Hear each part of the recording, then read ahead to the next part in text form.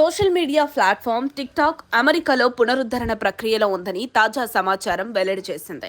గతంలో అమెరికాలో ఈ యాప్ నిషేధం విధించబడిన సమయంలో టిక్టాక్ వినియోగదారులు మరియు కంపెనీ నిర్వహణ ఉత్కంఠతకు గురయ్యారు. అయితే ఇప్పుడు ఈ చైనా యాప్ మళ్లీ సేవలను పునరుద్ధరించడానికి కసరత్తులు చేస్తోంది. జో బైడెన్ అధ్యక్షత్వంలో టిక్టాక్ పై నిషేధాన్ని అమలు చేయడానికి చట్టం తెరమీదికి వచ్చింది. దీనిలో జాతీయ భద్రతా కారణాలపై ఆందోళనలు ప్రధానంగా ఉన్నాయి. అమెరికా ప్రభుత్వం టిక్టాక్ ను నిర్వహిస్తున్న బైట్ డాన్స్ అనే చైనా సంస్థపై సమాచారం సేకరణ సంబంధిత అనుమానాలను వ్యక్తం చేసింది.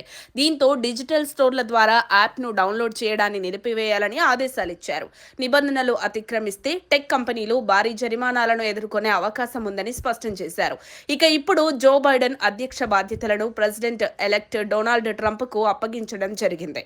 ఇప్పుడు ఈ నిషేధంపై అనూహ్య మలుపు చోటు చేసుకుంది. డొనాల్డ్ ట్రంప్ మళ్లీ అధ్యక్ష పదవి బాధ్యతలను చేపట్టబోతున్న నేపథ్యంలో టిక్టాక్ నిర్వహణ సంస్థ సామాజిక మాధ్యమం ఎక్స్ ద్వారా ఒక ప్రకటన చేస్తూ ట్రంప్ సహాయంతో ఆ నిషేధం విషయంలో నిర్ణయాత్మక అడుగులు వేయబడతాయని తెలిపింది. టిక్టాక్ సంస్థ ప్రకటనలో మా సేవలను మళ్లీ వినియోగదారులకు అందించడానికి అనేక చర్చలు జరుగుతున్నాయి. అమెరికా పాలకులు ముఖ్యంగా డొనాల్డ్ ట్రంప్ టిక్టాక్ పునరుద్ధరణ కోసం సహకరించడానికి సిద్ధంగా ఉన్నారని పేర్కొంది.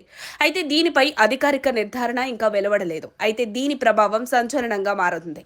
ఇక ఇండియాలో కూడా టిక్టాక్ మళ్లీ ప్రవేశించే అవకాశం మెరుగవుతున్నాయి. గతంలో భారతదేశం మరియు చైనా మధ్య వివాదాస్పద సరిహద్దులు సైనిక ఘర్షణల తర్వాత భారత ప్రభుత్వం జాతీయ భద్రతా సమస్యలను ఉటంకిస్తూ టిక్టాక్ తో పాటు 50 ఇతర చైనీస్ యాప్లను భారత ప్రభుత్వం నిషేధించింది. వినియోగదారుల ఉత్సాహం ఉరకలు వేయడం ఖాయం. ఈ టిక్టాక్ యాప్ అమెరికాలో ప్రధానంగా యువతను ఆకట్టుకుంటూ వారి సృజనాత్మకతను ప్రోత్సహించిన వేదికగా నిలిచింది.